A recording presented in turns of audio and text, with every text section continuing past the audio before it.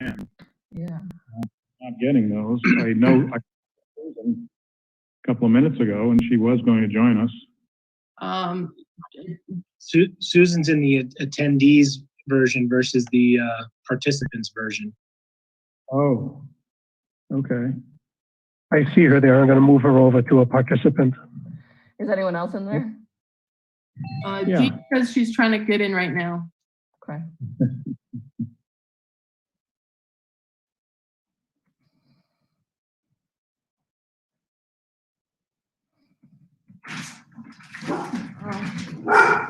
Oops. Oh, what's that, Jean? Oh, Angela's on. Okay. Good shot from someone.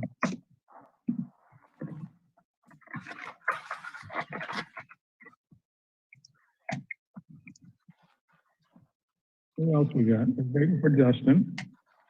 And Justin and Jean and Kate. Kate's not going to join us. She couldn't be here today, or she couldn't Zoom. Sorry. She couldn't be here virtually. Correct. Chris, what does your scarf say? Cisco Kid.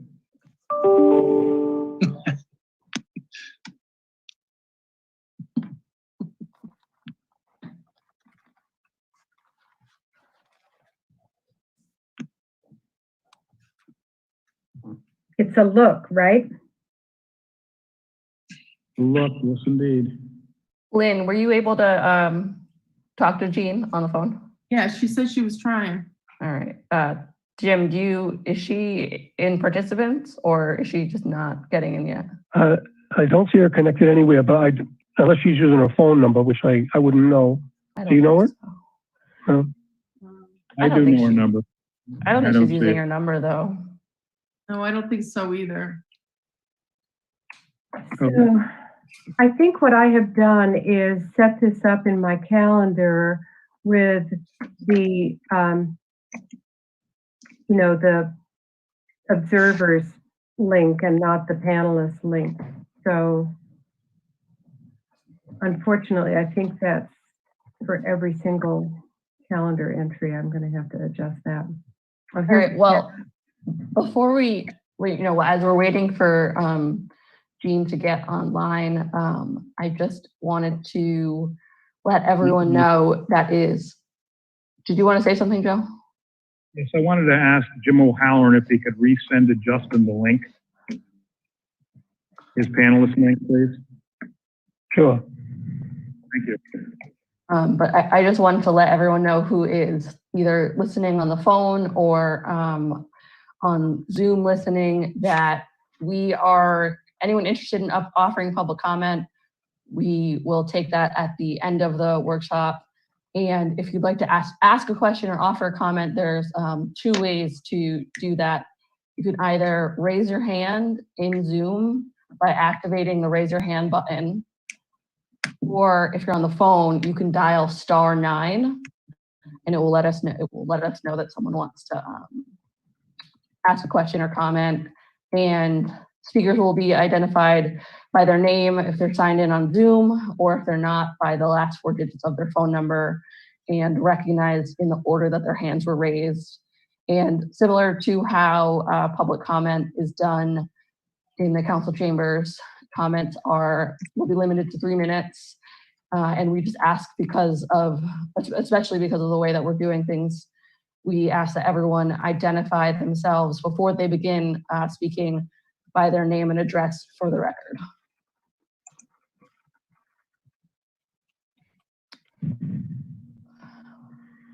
Do we have an ETA on Justin and Jean? I just sent him the link just now. Okay.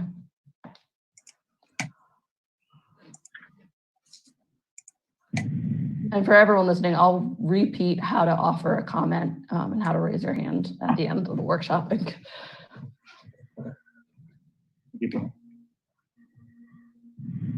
Did Jim send the link to Jean also?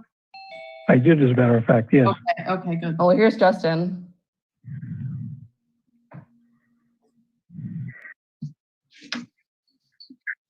Sorry for the delay. No problem, you're on now. I don't know where the hell that message went, but if I find it, I'll join you on my computer. Otherwise, I'm on my phone. All right, well, Joe, do you want to get started? Sure. Yes, thank you. It's Joe Nicholson, City Manager. This is our weekly COVID-19 briefing report, delayed by 2 days. And 2 days makes a big difference in this this era.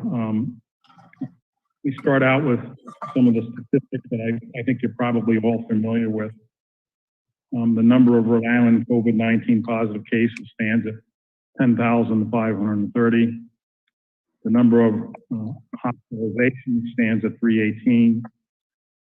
Associated fatalities at 388. ICU patients, 82. Those on ventilators, 56. The number of Newport cases stands at 40, but that statistic has not been updated since May 4th. They're doing some changeover in data, so I didn't indicate, RIDO has not indicated when that statistic will be updated. It's 3 days late. Unfortunately, there have been 18 fatalities yesterday, 14 in congregate care. 2 of those, just as an aside, were from the Veterans Home in Bristol. The governor will be lifting the stay-at-home order. You're all familiar with that, I'm sure.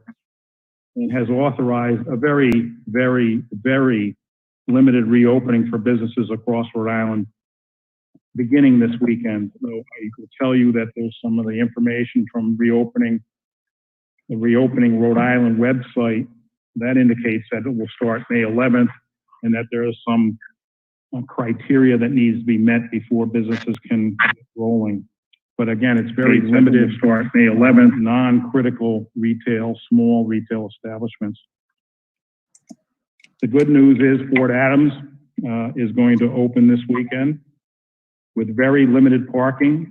I've actually made the inquiry of DEM as to what that really means, and I just got an email from them, which I'm not going to be able to review until after this meeting, as to what limited parking means. But it's I would describe what I quickly looked at as very restrictive, but it's a good thing that it's open.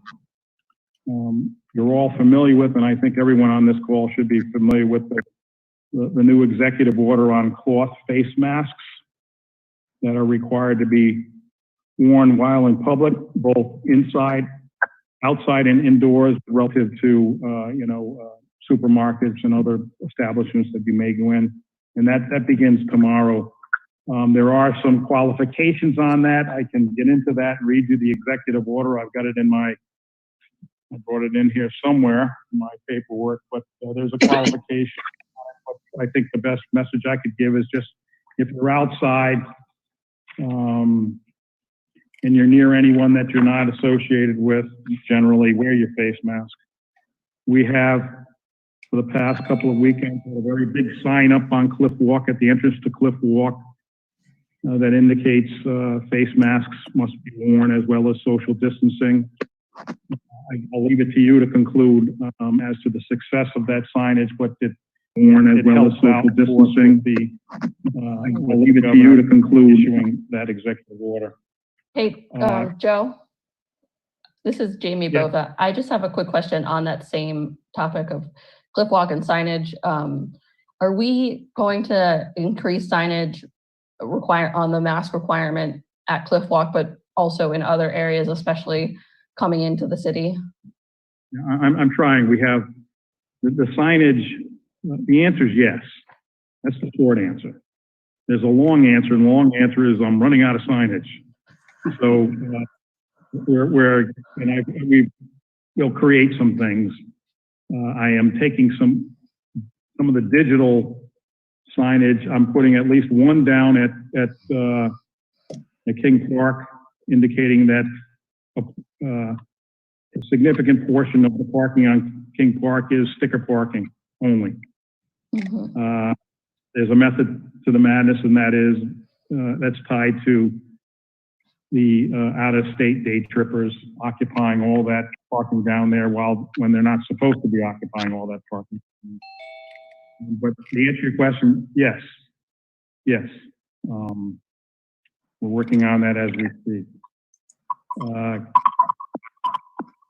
I do have some clarity with regard to what I thought was confusing, but I was just confused with things, and that's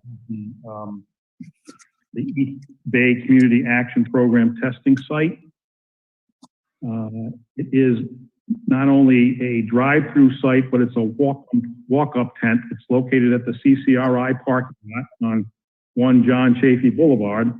The hours are Tuesday through Friday, 9 a.m. to noon, by appointment only. You can call 401-848-2160 for an appointment. And I think that's good news. 848-2160. Yes, Susan. And that information was contained in the press release that EBCAP issued earlier in the week, I believe. I'm not too sure when it went out, but we can post that information on our website as well. And I know Tom Shevlin's on here, and he'll do that. He'll take care of that. I don't have any. I know the council wishes to have a colloquy on a number of issues here, so I'm open to having a discussion, and I'll try to fill in whatever blanks that or answer any questions that you have. Joe? Councilor McCalla has a question. Oh, thanks, Jim. This is Councilor McCalla. I just want a little more information in regards to the testing site that's happening over at EBCAP. So do folks have to have insurance in order to access the testing site? Angela, it's Joe Nicholson. I asked that question of the state of Rhode Island, of representatives from the state of Rhode Island late last week, and the answer is they do not. Okay. I'm gonna make one observation. There's a lot of moving parts. That's the information that I have. I will confirm that information again with representatives from the state, but that's the information that they gave me. Thank you. Mayor Bova has a comment. Joe, this is Jamie Bova. I have actually been contacted by a few different businesses on two topics.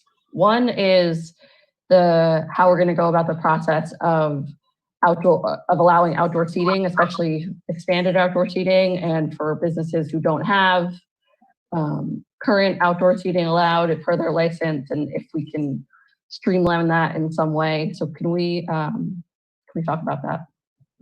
Yeah, I've had probably the same conversations with a number of businesses. Just before I came in, got on this call, I had some conversations. My suggestion, and actually last night I had conversations with a number of businesses, and probably throughout the day yesterday, and I've indicated that to all of you. It would be nice if we could standardize an approach here, but that's difficult because every business is unique in and of itself in terms of their footprint. What we do have control over, we have control over the regulatory process for the most part, and at times businesses look at that regulatory process as being an obstacle, though it's in place for very good reasons. However, my understanding from the council and the attitude that I'm trying to urge is that we will be cooperative, and where we will look at the myriad of suggestions that will come out of these businesses with the idea that public safety is first and foremost, and we don't want to get into we want to go forward. We don't want to go backwards. However, let me just say with that is we do not have any clear guidance, and I'm talking about the restaurants. Since I think you you specifically refer to them. We don't have any clear guidance from, or even any guidance yet from the state of Rhode Island as to how these businesses will operate in the short term, at the end of phase one, as the governor described it. And when that end of phase one is, hopefully it's in a couple of weeks, and then but in the meantime, I've already started working with businesses and collecting information. Laura Swistak has gotten inquiries, Chris Behan's gotten inquiries, so we're trying to kind of collate all these inquiries, and the Rhode Island League of Cities and Towns, which we speak with on a daily basis, is collecting a lot of information and pointing out various issues that have to be discussed, even if the local regulatory issues are softened, and those are issues relating to ADA and fire code issues, parking, restrooms, security, liability. That's a big issue. And of course, we need to talk about streamlining our processes. But I am getting a lot of inquiries, and I've had very good conversations with many establishments, and I expect to have more information and more inquiries in the next coming days in terms of I'll call it a rollout plan. Or there's been some very creative thought processes here, but I know I was speaking with at least one. I think I was speaking with Justin on it's their ideas. We can't create the plan for them, but they can be creative and present those ideas to us. And I just simply say that my feeling from all of you, and I can just represent that the city administration will be very cooperative and understanding of the issues and work with all these businesses.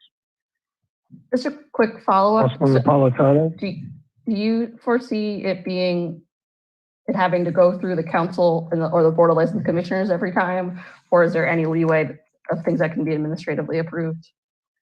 Well, I mean, that's a question we have to have. I mean, what I would see is a kind of we're having discussions on a regular basis, obviously now, so I don't have to worry about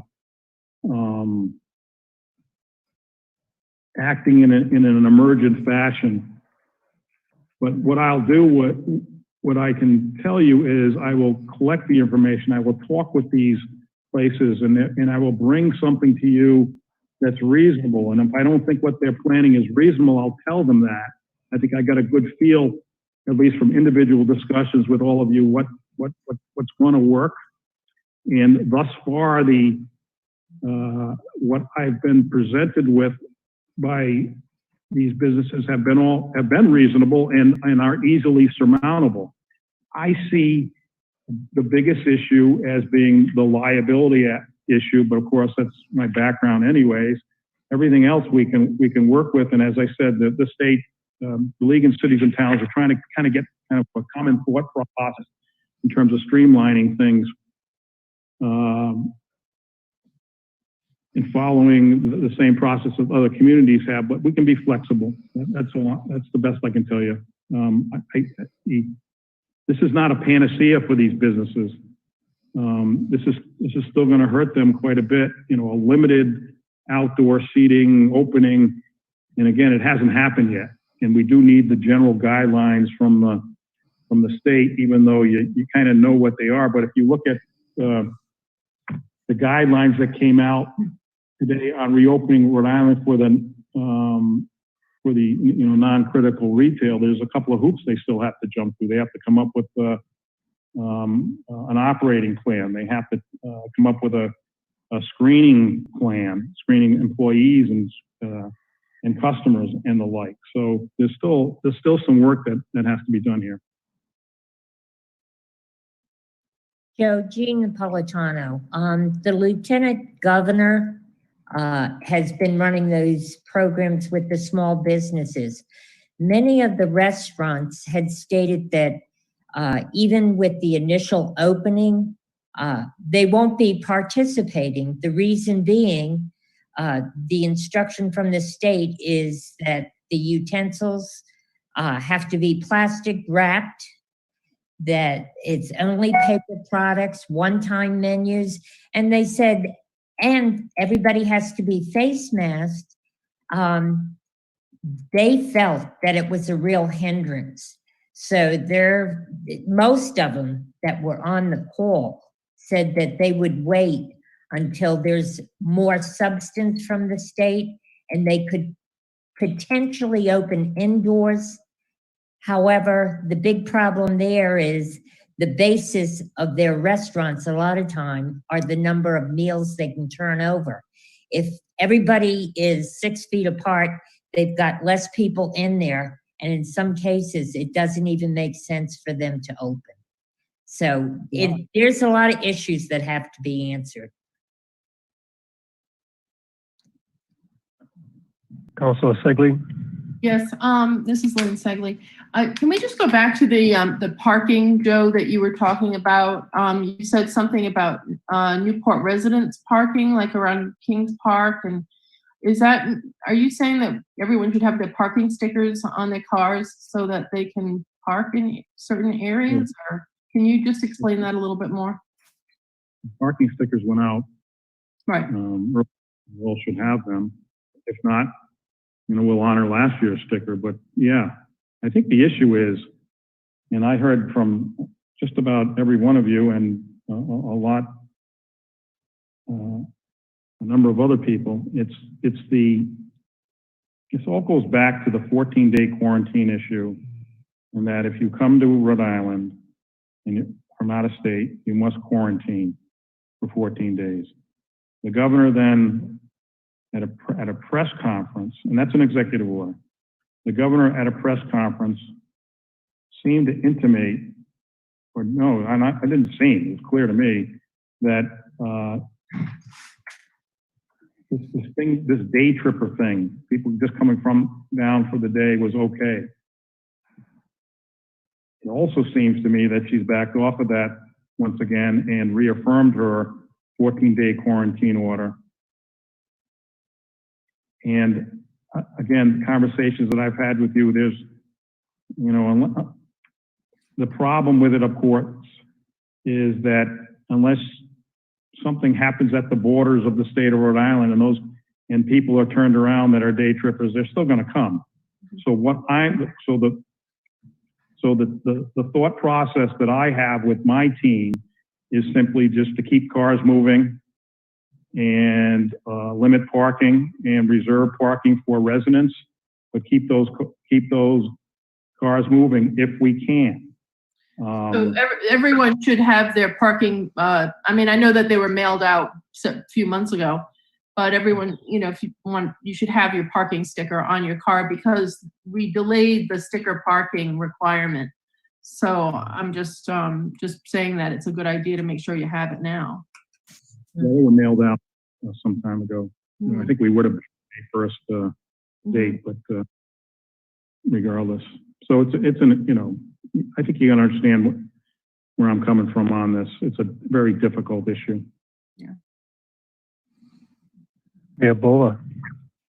This is Jamie Bova. I have a question that's sort of in the same vein of Councilor Segley's about looking at areas in the city where we can either restrict parking or restrict cars, both to allow for either more flexibility for businesses to expand where they are operating or to allow for more social distancing of residents as they walk around. I'm sure we all have different areas that we would think of when we think of something like that, but is there a way for staff or someone from Public Works with more knowledge of the issues that could happen with traffic by doing something like that? Can that be looked at? Well, I don't operate in a vacuum. I talk with my staff every day about these problems. And the answer is yes. And the answer is we're looking at these issues. My staff is looking at these issues every day and coming up with suggestions. It's a bit of an oxymoron to limit parking in some respects, and then talk about opening an economy, no matter how limited it is. But however, you and I, Jamie, have talked about, and I keep thinking about the old Washington, I don't know if they still do it down in Washington, D.C., the old zone parking. I used to be a victim of that a number of times. when I first went down there. So the answer is we continue to look at parking issues, and you know, in one of my weaker moments, I guess, last Saturday when I was hearing from everyone about the issues relating to parking and number of motor vehicles, I was thinking, okay, sticker park the whole city, but that wouldn't work either. Again, that's an oxymoron in terms of reopening an economy. But to answer your question is, yeah, we can look at segments of the city and what we can do with regard to what you're referring to, and I've already thought about that. And I'll think about it further and work with my staff on it.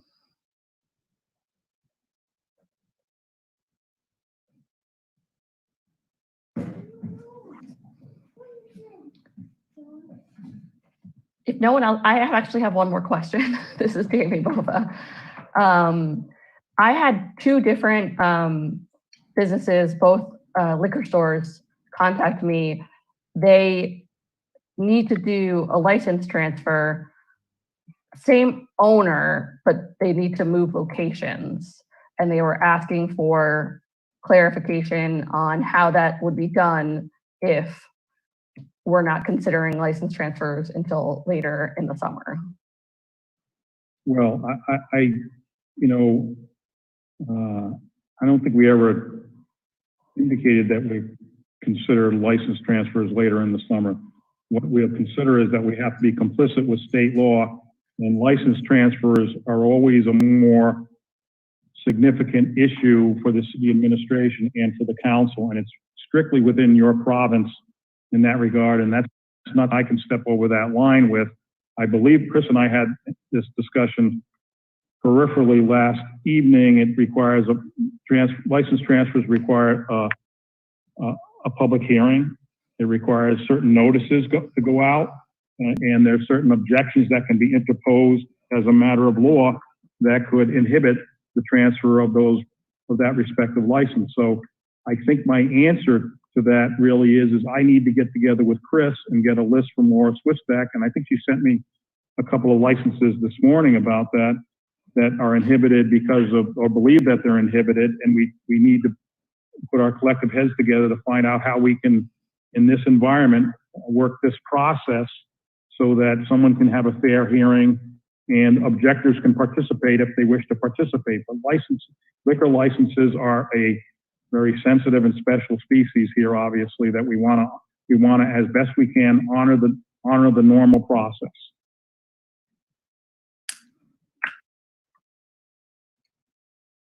Council McLaughlin. Justin, you're on mute. That you could see that I was on mute. There I am. This is Councilor McLaughlin.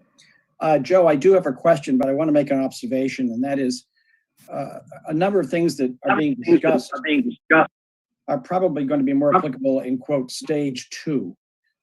And I suspect stage 2 might kick in, all things considered, by Memorial Day.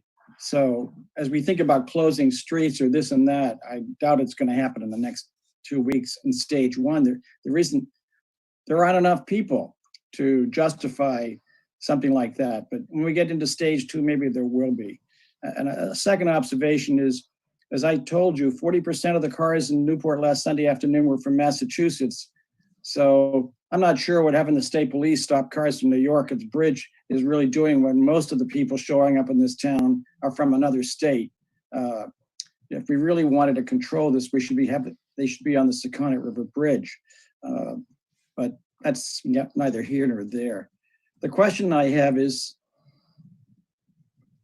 could you take a minute and talk about what we're doing to make sure that we derive all the benefit we can from federal funds that are going to be made available through the state to the city? And somebody asked me this in the community recently, quite skeptically, with respect to, is the city government up to it? And I said, I don't think there was a penny that we could have gotten from Sandy funds that we didn't get. So I'm not worried about it, but it might be worth you taking a minute to explain what we're doing. Yeah, again, thank you, Justin. We are not working in a vacuum here. And we're not on our own here. Every municipality in Rhode Island needs access to capital. We are organized and we deal with these issues on a daily basis. And are we up to it? We're up to it collectively.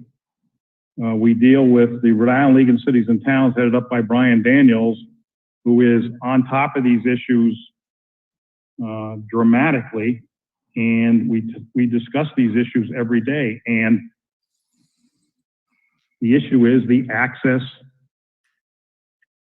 to capital and what the CARES Act, for example, will allow in terms of money that flows to the state and how can we get our hands on some of it. Right now, one of the initiatives that's occurring is we'd rather have our COVID-19 costs reimbursed by the CARES Act rather than through FEMA because it's 100% versus a 75-25 match. Now, with that said,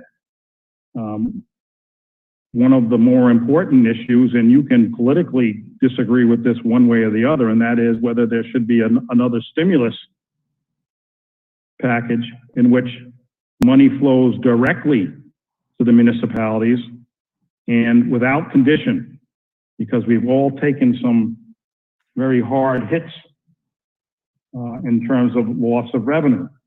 But I want to assure everyone that the issue of the CARES Act is first and foremost on, not just on my mind, but it's on the minds of every other community in Rhode Island and how we access that money.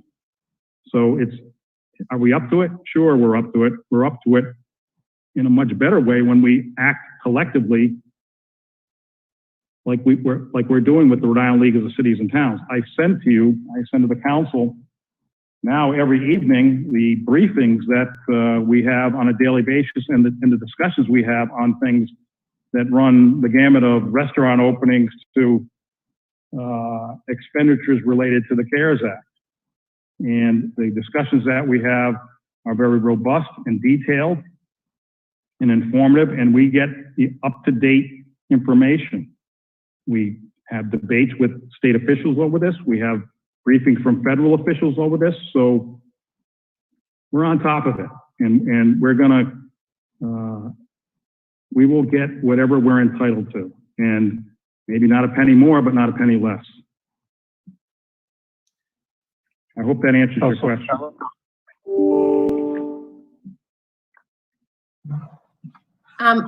This is Angela McCalla. I'd just like to kind of piggyback in what Councilor McLaughlin had been suggesting.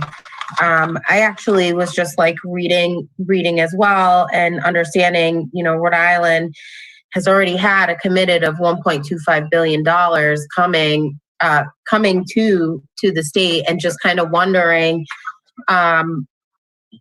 I have the same question as Councilor McLaughlin too. Like, that's a lot of money, but then also understanding that that's just specifically dedicated to coronavirus, but rather there'll be other relief packages coming down the pipeline as well. And I think that it's important that, you know, as we're trying to stay afloat and, you know, we're talking about the impacts and the deficit that we'll be facing in the future. I also see it as another opportunity too from the government to be able to have shovel-ready projects ready, you know, for our economic, thriving economically. So, yeah. You know, I'll add to that, Joe Nicholson again. I had one of the congressional officers reach out to me today relative to one of the programs and how can they help Newport get intimately involved in one of those programs.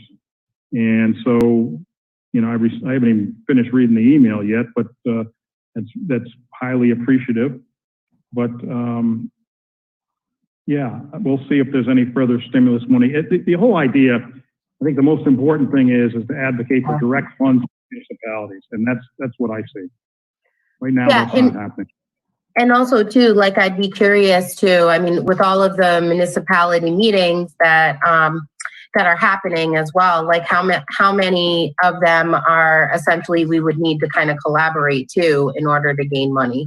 Like for instance, I know that there's an increase in the CDBG grant, right? So, and I know that that's like one project where we have to kind of collaborate with other cities and towns. So like, I'm just wondering, I think I'd want to know that in the future as well. Like, you know, what are we doing with other municipalities if we need to collaborate, if any? Well, all I can offer to you on that, Angela, is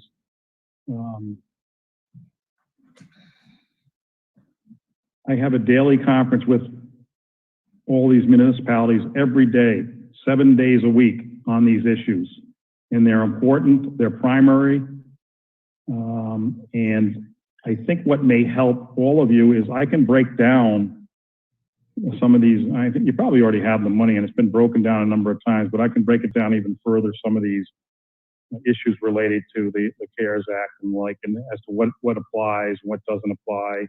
I have some questions still on the tip of my tongue with regard to some of the stimulus funds. But again, the last stimulus package, I'll call it 3.5, on a Friday had direct funds to municipalities, and that disappeared on the Monday. And I know that our congressional delegation is advocating for direct funds to municipalities. We could use it. Yeah. Joe, Jean Napolitano, my understanding is the 1.5 billion is, right now there's a bit of an issue with the General Assembly, as the governor said that it was, she will be allocating the money. So there may be a little bit of a, delay there. But the other thing I wanted to ask you about, if we're speaking at any time about closures of streets or anything major like that, I think we need to advertise that ahead of time, because that's exactly what happened in Providence. And a number of people really were very upset and they had to change the whole program. Well, my response to that, Gene, is we got a ways to go here. We're not even on the tip. Yeah. We're not at the first 10 yards on this thing. So we'll see where things develop. And I want to make it clear that I'm not going to do anything under the emergency powers that you've granted me that's rash. I'm going to do everything in consultation with the council or you guys to make the decisions. I would prefer that you make the decisions on it. I will just gather the information and we'll have a good discussion about these things. Okay, thank you. But we have a ways to go here. Yeah. Councilor Taylor. Thank you. Susan Taylor here. So yeah, apropos of Jean's remark, I would love to see, Joe, you working with Bill Riccio and whoever else to formulate some kind of a proposal for feasibility of which streets might be closed to allow for additional table seating, and what would be the hours that they might close. I'm thinking about we might want to do a lively dinner trade and leave it open for traffic and deliveries and so on for earlier in the day. There are a lot of questions there. I would like to see something happen that will accommodate the businesses and that will make the idea of going out to dinner attractive for our residents once again. Yeah, I need to hear, as I said, Susan, I've heard from a number of the businesses. I have pledged to work with them and to provide all of you the information. I've told them that everything can be on the table. They have got to give the thought process to us as to what they want to do. I just want to emphasize that what may be allowed at the end of phase one, let's just talk about the end of phase one. What may be allowed is it's not very robust. Maybe stage two will be, as Justin referred to it, will be much more robust. But as I said, I think your attitude, the council's attitude is the right one. And that is you want to work with businesses, and we'll see what comes out of that. I've had the inquiries that I've had have been very modest. I had one with a discussion last night with a representative of some businesses, and we talked logistics. We talked how do you get from the retail that may be out on the sidewalk or out in the public way to that restaurant. You gotta with the traffic, the pedestrian traffic flow be rerouted and things like that. So there's going to be some creativity here, and I just hope I hope it helps these businesses so that they can sustain themselves through this season. Because it's not a panacea. None of this is a panacea. It's a big pain in the neck for these businesses and also for us. This is Councilor Segley. Joe, there's so much information that comes out at us, and sometimes it seems contradictory. Could you explain exactly what the governor's order to lift the stay-at-home order means specifically for Newport? And could you also go over the difference between the stay-at-home order and the quarantine order? Because I think those two get confused. Yeah, sure, Lynn. What does it mean for us? The Yeah, lifting of the... It means, okay, we have to wear face masks. Fort Adams, Breton Point, the parking will be spread out. But is there anything else that we are looking at would be specific to Newport? I don't think so, unless you already know the answer to the question you're asking me. It was a stay-at-home order with the opportunity to go out and get exercise, walk around, go to the store, go to the grocery store. Don't mass in groups. Mm-hmm. Keep it. But is she lifting it from 5 to 10 people now? Is that part of stage one? It's still 5.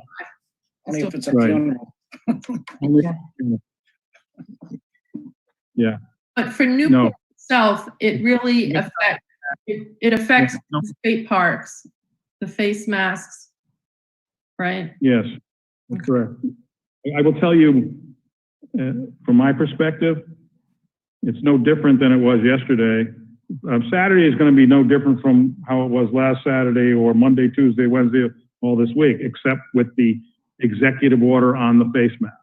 Right. So it's not going to be any different for any of us. I went for a walk. I guess I've been walking for the last month or so. It's not going to be any different. I'll just have my mask on. But I'll have my mask on. Fort Adams is the nuance here. That was closed before. That's open with what looks like very limited parking, so people can enjoy Fort Adams. What about Breton Point? No. Okay. So those are the things that I've tried to want more specificity about. Also, people email me about a stay-at-home order and the quarantine order. The quarantine order has to do if you're coming from out of state and you have to stay in your house and not go out anywhere for 14 days. That is correct. The stay-at-home order is that you've been here, but you can do essential business. You can go to the store, you can go, but even if in a quarantine order, you're not supposed to be walking outside and taking exercise, right? That's correct. Okay. This is Susan Taylor. Can I just jump in? You can go outside of your own house into your own backyard or garden, right? I mean, you don't have to stay indoors, but you don't leave your property. Right. Yes. That's my understanding. Yeah. And Lynn, thank you for asking that question. I think it's really important to get clarity because there is a lot of confusion around what these terms mean. while I have the floor, can I proceed and just say, I know the governor's order relating to masks, it was long. It contained the basic rule and then a long discussion of the variables and the exceptions. Can we have a clear statement from you, Joe, that in Newport, we want people to wear masks if they're, Yeah, sure, Susan. if they're not at home? Yeah, there's no reason not to wear a mask. It can only help. It's not going to hurt unless you're inhibited in some way. So my clear statement is wear the mask. It has an effect. You know, I was not going to use this analogy, but I'm going to use it anyways. You know, we have a competition here. We've got to beat this thing. And if mask wearing is something that's going to help to inhibit the spread of this problem, then why not? There's no reason not to do it. No good reason not to do it. And so that's what I say. If you're outside, wear your mask. It could be a bandana. It could be, you know, we're lucky enough here at the City Hall that someone made a bunch of these for us. And you can use, as I said, a bandana, a scarf, anything. Just wear the mask. And I don't understand if people ignore it. It's hard to understand why they're ignoring it. It can only help.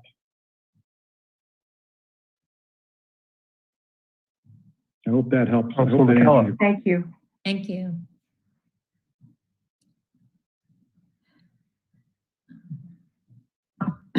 This is Angela McCalla.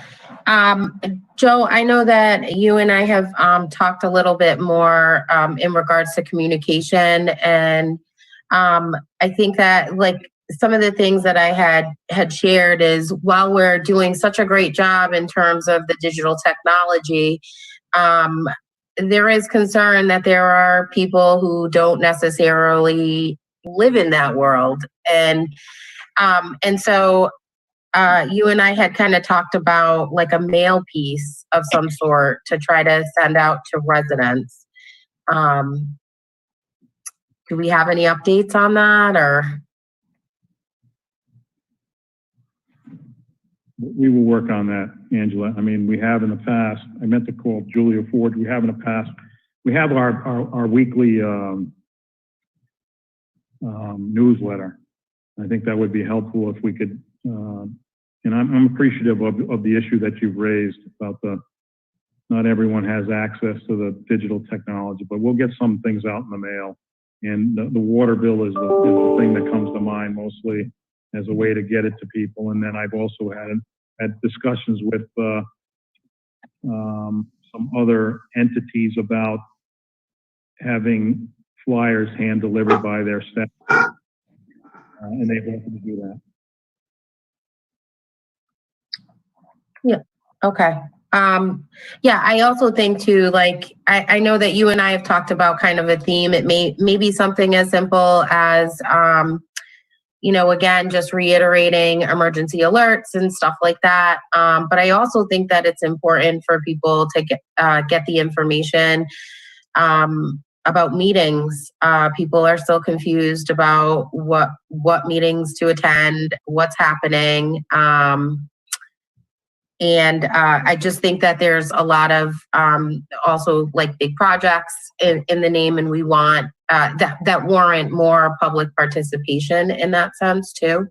But I think that it can be general, because I think I'm just listening, to like Councilor Segley or Councilor Taylor talking about having the need to still kind of explain the difference between quarantining and what's a safe distance. So like, and often too, I just think about people like my grandmother or my father, in that sense, like that may not always be on the internet or always that savvy in that sense, but still want to know what's happening nonetheless. So. Well, I agree with you, Angela. And since you referred to some family members, my quote from my father was, when I when computers first came out and I put a computer on his desk, he answered, he came in and he had a very wry sense of humor. He said, "What's that?" So I can appreciate where you're coming from. Particularly there is a segment of society that isn't in the groove with the digital stuff, and it makes sense why they're not. Sure.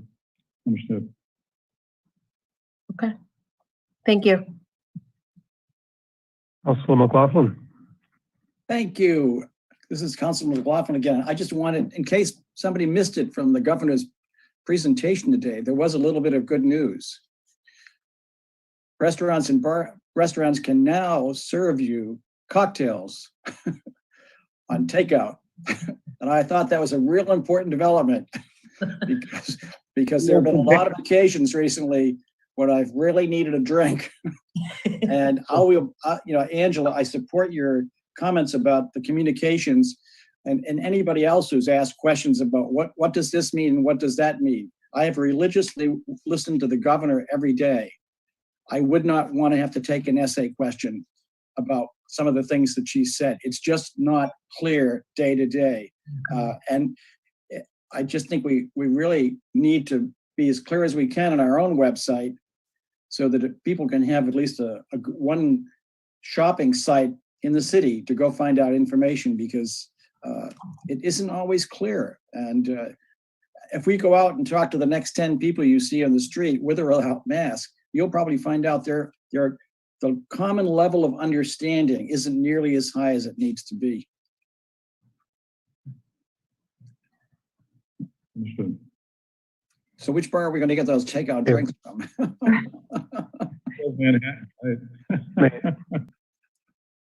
Mayor Bova. This is Jamie Bova. I have a question that's more related probably to phase 2 and further out. But as far as hotels and Airbnbs go, I had some conversations with folks who raised some good questions of if the state in Newport are still requiring people coming in from out of state to quarantine for 14 days, what should hotels and Airbnbs be allowed to rent rooms for folks out of state for less than 14 days? And I mean, I sort of a hypothetical question, but it brings up the larger question of how can we work with our businesses, the hotels and the short-term rentals, to further get the word out and help restrict or enforce the quarantine. Well, I'm looking out of the corner of my eye. I guess I can do that here at Gerard Galvin, and I know that he was on the phone today with DVR about additional guidance with hotels with regard to quarantine obligation of guests, and I think the same would apply to short-term rentals as well. It's a requirement. You come, and Chris Bean and I had this discussion earlier today about the industry in general. I'm not too sure how robust the business is going to be if the edict is that you're going to rent a place, you have to quarantine the entire time you're there. That's the requirement. And the information is out there. Those places understand. The hotels understand. There is apparently additional guidance. I don't know in what form that's coming down from DBR on hotels, but I don't know if that answers your question or not, Jamie. This is Jamie Bova again. I mean, I guess I know that there are exceptions for when people would be coming in from out of state for work or for something else, but I'm just thinking about if someone is for some reason coming from out of town and they're like, oh, well, I'll go to Newport for a vacation, have it be some sort like a hurdle for them. Like, oh, I'm not allowed for a vacation. I'm not allowed to book a room unless I book for at least 2 weeks so that I quarantine and obey that order. It's a tough question to answer. I mean, I think that's something that we keep going around and around about when it comes to enforcing the quarantine rules in general. I don't necessarily think there's a clean answer, but I wanted to bring it up.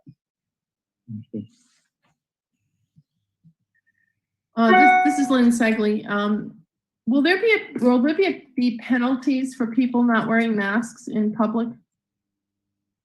Lynn, it's Joe Nicholson again. The order indicates that the governor has authorized the RIDO director to take any action, make and enforce any rules and regulations necessary to implement the masking order. The director of RIDO is further authorized to assess civil penalties and enact rules and regulations in furtherance of the penalties. And those penalties are otherwise ones that are in addition to any other penalties authorized by law. So the short answer to that is the state has a work in progress through RIDO in terms of penalties that have not been crafted with regard to a violation of the masking order. Now, with that said, and one of the reasons they're doing it that way is because if you review the statute, and Chris Bean can correct me if I'm wrong, but the enforcement of an emergency order as such that's been promulgated under, I believe it's Title 30 of the general laws of the state of Rhode Island, it considers a violation a criminal act. Mm-hmm. By a fine of $500, and I think or a short term in jail. So you see this often in which one may consider the penalty to be very difficult in terms of its sanction, and there is a more thoughtful process that goes into civil penalties, but those haven't come out yet. You know, I was a little disappointed in the order, in the text of the order, that not that I was okay with the granting of the delegation to the RIDO, but I would have liked to have seen the penalties already set forth. And we'll probably see those in a few days. We might, you know, again, the way things happen with this is you know, all of a sudden the stuff shows up the next day. A lot of tomorrows. You know, so hopefully we'll see the civil aspect of it within the next day or so. Okay.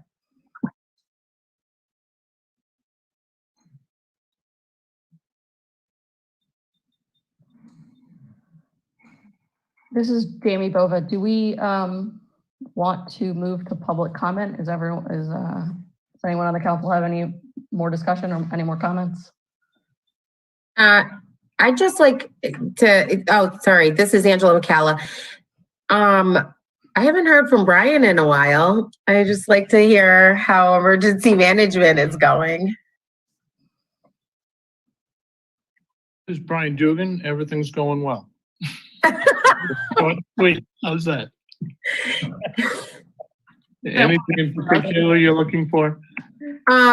Just like in terms of, you know, the same old. Are you getting calls about, you know, are people still calling in? Is there, like, you know, how are we doing with food?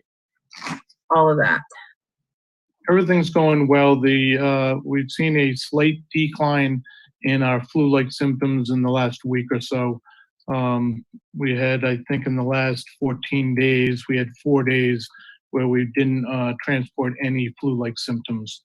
The food situation, with the food distribution, we actually had a meeting today to discuss how much further we're going to be providing food. We're down to 92 people or families that are requesting food assistance. We've actually had to store extra food. Martin Luther King Center is actually had to slow down delivery of food because not as many people are coming into the pantries. And Meals on Wheels is going to the end of the month with their deliveries to about 350 families on the island. But we're in the process right now to find out whether we're going to continue the food distribution, because we'll start having problems with the number of volunteers that we have, because they're starting to get a little burnt out. And also some of those volunteers will be going back to work. So that's where we are now. So are we having an issue with finding volunteers, or is it? No, we have no problem with the volunteers right now. We've actually gone from the Aquidneck Alliance that has the volunteers. We've gone from about 105 to 300 volunteers. However, as we start going along, this getting longer and longer, it's more difficult to hold their attention. And as the economy starts to open up in the next, 3 weeks to a month, all the volunteers are going to be, hopefully they can start getting back to work. Thanks. This is Lynn Segley. If anyone's interested in volunteering, they can go to the Edward King House website and sign up to volunteer, and you'll get a response. Oh, I have one more question, Brian. In regards to like PPE masks or anything, are we experiencing any shortages, or do we have a plan of any sort, or? No, right now we're holding our own. We're pretty good. We actually have developed a burn rate of how much we use on a particular day, so we can actually, both police and fire are doing that. We're actually doing it island-wide. So if we run out somewhere, or if another community needs something, we can lend something if we have extra in our stockpile. But right now we're doing okay. We're actually picking up some supplies from Rhode Island EMA tomorrow, which they'll provide both police and fire with some supplies tomorrow.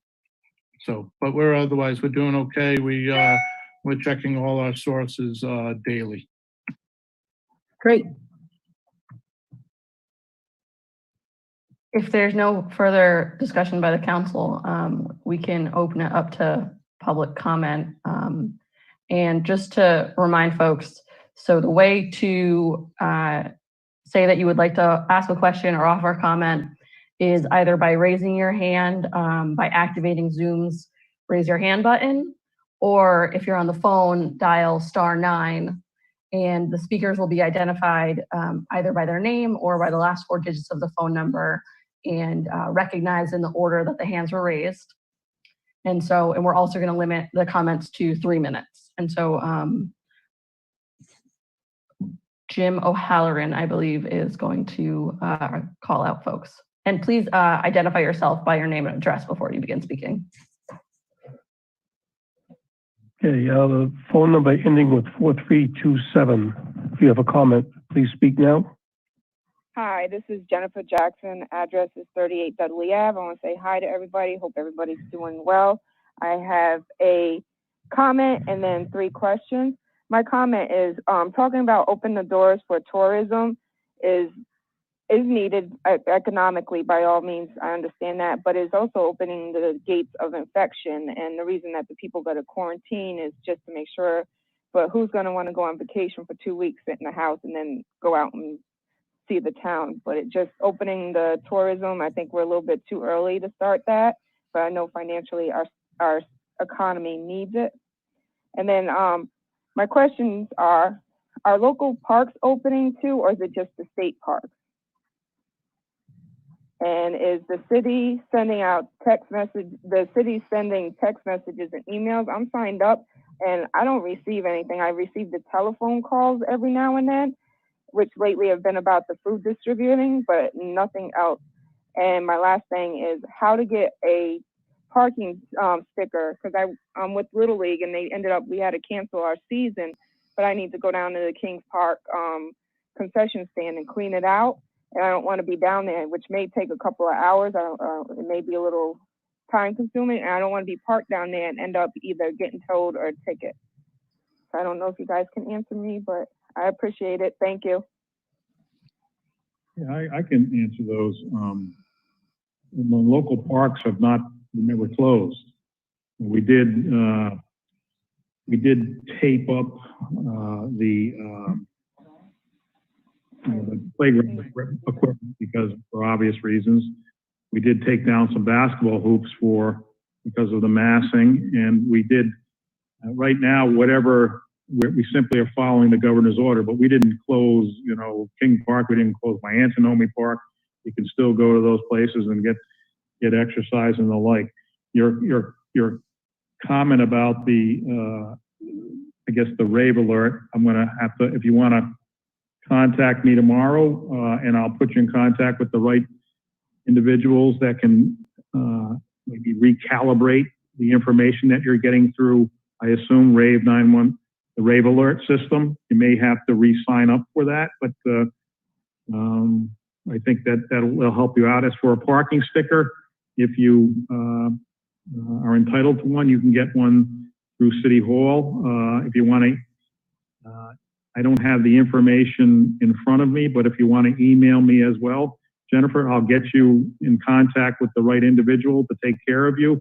As for getting a ticket down at the ball field because you're doing a good public service in cleaning out the Little League stands there or concession area or storage area, don't worry about that. You won't get a ticket, and Okay. I'll make sure. Sure. Thank you. If you need that sticker, you should have gotten one in the mail. If you're, and I know you're a Newport resident, so that why don't you try to get in contact with me tomorrow, and I'll put you in contact with the right individuals. All right. Thank you. Get my email. Thanks. Thank you. Next comment is from Jean Reisman. Hi, close. This is Jean Reisman. I Close. live at 291 Tuckerman Avenue in Middletown. I work for the Newport Health Equity Zone. And my question, I might have missed a piece of this when you were talking about the idea of distributing some information through paper rather than digital means. And one thing that I wondered about in this regard was the North End Urban Plan presentation and survey that was posted digitally. There's been a lot of concern that the online version of that may not be available to North End residents who may not be online, and even if they are, they might not be able to maneuver the specific demands of this website, especially if they're just on a phone and it's hard to read.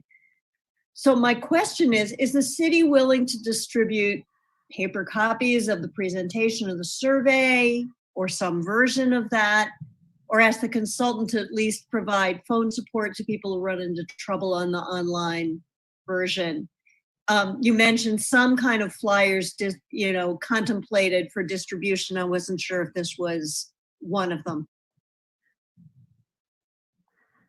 And the observation on information came from it's Joe Nicholson, came from Councilor McCalla, and I think it was a good observation that some people just aren't, have the access to the digital technology that most of us have access to, and I can understand that. I can speak with my department head, Tricia Reynolds, about, she's not online here, about paper copies, making access to paper copies of the survey. In other words, that sounds like a reasonable request. It's simply just copying the stuff and providing it, and I would assume we could rely upon you to distribute it in some fashion. I think we'd have to have a conversation about distribution and exactly how that might be accomplished. I have an idea, and if you want to chat about it, we can chat about it. Okay, sounds like a deal. Thank you.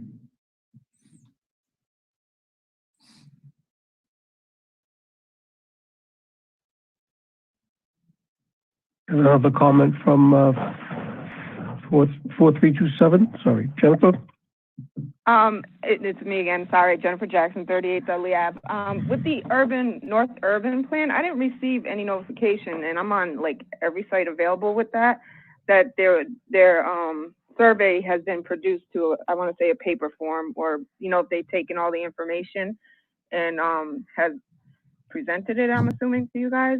So like Jean, I just want to follow up on Jean and say, it'd be nice if that line of communication is open, because I know we have to move forward on that. It's got to happen. And I agree with the paper copies, because even though I have internet access, sometimes, depending on what form the person uses to download the information, not every computer is capable of pulling PDFs are usually very easy to pull up, but if you do a Google Doc, my Apple does not like Google Docs. So I just wanted to follow up on that. Thank you. Thank you. Next up is Jeff.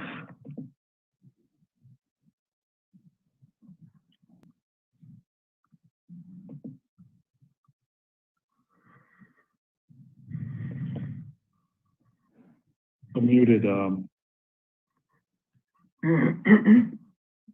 Jeff, if you can hear me, can you unmute yourself? We're trying to unmute you here, but it's not working. Here we go. There you go. You got me now? Hi, this is Jeff Grillo, 105 Memorial Boulevard.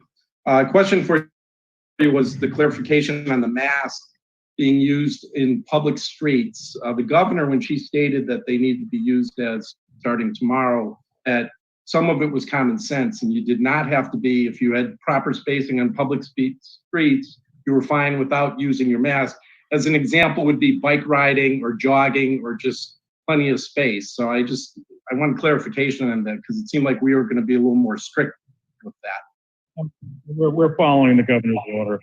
You know, I suppose I cheated a little bit and didn't read that aspect of the governor's order, because you know, I see the importance of masks, and you're nuancing it the way the governor's office had nuanced it, but you're absolutely correct the way we're simply following the order, Jeff. Okay. You've just followed it correctly. Excellent, good. Yeah. Um, I'm gonna go out. I have to go to the truck. I'm not going out. Are counselors still allowed to speak? This is Susan Taylor. I raised my hand. Yes, go ahead, Susan. So I just would like to comment to Jeff and others that when you're riding a bike, when you're jogging, your droplets carry for up to, I think, 30 feet behind you. And I noticed that you live on Memorial Boulevard, and I just would say that you can't count on not running into people where it's going to be difficult to social distance without walking into the street. So it is my belief that to be considerate of your fellow Newporters, you would have a mask with you and available to pull up over your nose and mouth when you're getting close to people. I would fully agree with that, but I'm saying if you're riding on Ocean Drive or whatever, make sure we're all clear on that, because at that point, then we got to tell the motorcycle drivers to do the same thing, and people with open air windows. So I'm sure that's not really what we're trying to do here. I think we can use common sense. I do see a difference between someone riding in a car with an open window who's not breathing out the window and someone who's riding a bicycle in an aerobic, getting aerobic exercise and breathing into the air where people may be following directly behind. Okay, so so we're clear, are you suggesting that bike riders wear a mask while they're riding through town?